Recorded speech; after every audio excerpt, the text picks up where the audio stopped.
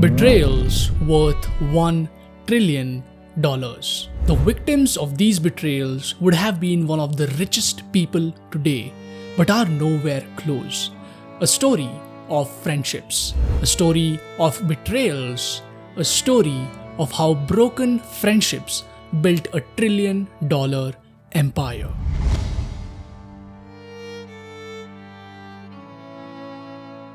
Let's dive back in time. 2003, a young guy just entered into Harvard. Super intelligent, coding since the age of 9. Every family member knew that this kid is gonna do something in his life. He made a few games in his teenage and he was well versed with computers, which was pretty rare back then. His admission into Harvard was on his merit and skill. He didn't have a lot of friends since he was an introvert. He came across as an unorthodox person, somewhat different in behavior from the people around him. He kept a simple lifestyle, no flashy stuff. He kept exploring code and was finding out some good projects to work on, something to play around with, something cool to build. The person I'm talking about here is Mark Zuckerberg, and the company is of course Facebook. Yeah, I get it. Meta.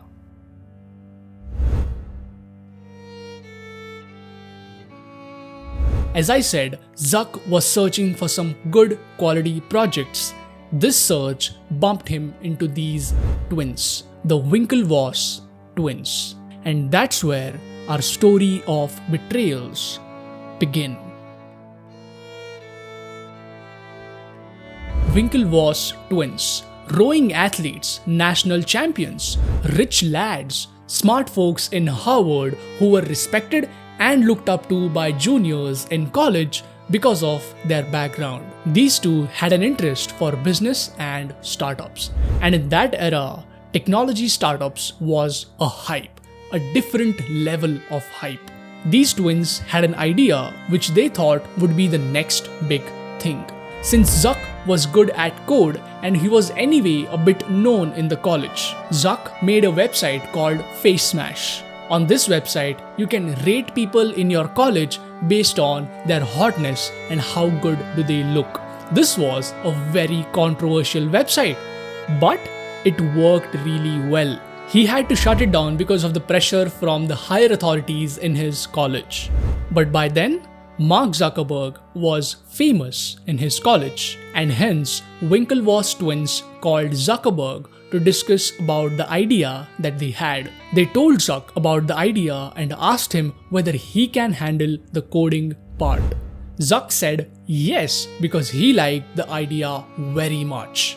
Few days passed. Zuck was coding for Winklevoss Twins by then, but a month later, Zuck started taking leaves, giving out various reasons why he wasn't able to code for their idea. But here's the catch. Zuck stole their idea and was coding it for himself without telling the twins about this. Do you know which was this big idea that was stolen? Facebook. Zuck was coding Facebook. The big idea of Winklevoss Twins was stolen by Zuckerberg. He was coding that idea for himself. But when the twins found out, they called out Zuckerberg for stealing their idea and even filed legal cases against Mark Zuckerberg. But Zuck was smart. He had planned this all through the way. He had planned all the things well and did not incur a lot of loss from this lawsuit. It was all the loss for the Winklevoss Twins. They lost their multi-billion-dollar idea. They lost it all.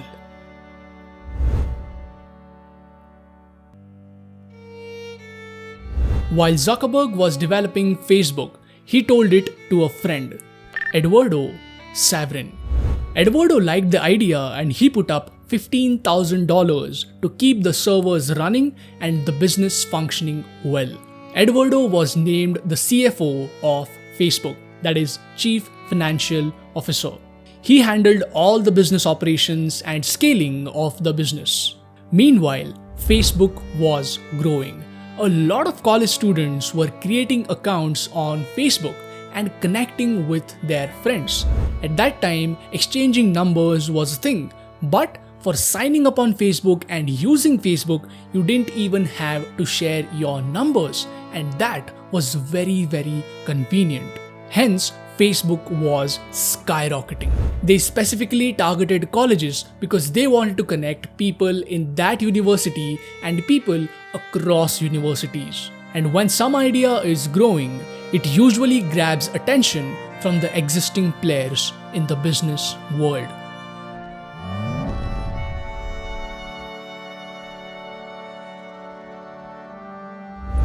Enter Sean Parker. He was the founder of Napster, a website that let you download music for free, and it was a pretty big thing at that time. He had made money, a lot of it. He got in touch with Zuck and told him that he liked the idea of Facebook and he would love to be a part. Naturally, due to huge connections and network, Zuck agreed to partner up. Sean Parker gave an assurance about raising funding rounds from the top investors in the Silicon Valley, and Zuck was impressed. He saw the scale of Facebook. But meanwhile, while Eduardo was approaching colleges to make partnerships and close deals with students and make them sign up on Facebook, while he was doing his part of the work well, Zuck played his second card. Zuck did not tell Eduardo that he has partnered up with Sean Parker. When Eduardo found out, he didn't like it at all, but looking at the bigger picture, he agreed.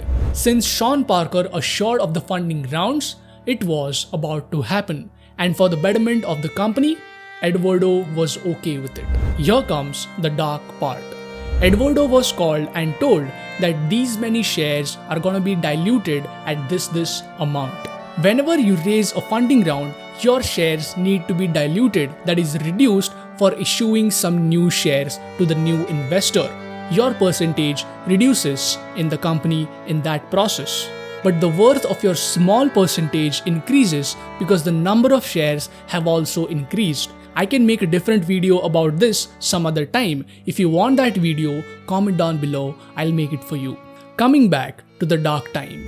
Eduardo was called and told that these many shares are going to be diluted at this amount. The representatives who were pitching the amount and other details to Eduardo were a part of this plan. These representatives were told by Zuck and Parker to tell Eduardo about the good side of the deal and get the papers signed. Unfortunately, Eduardo didn't read the papers completely and signed them.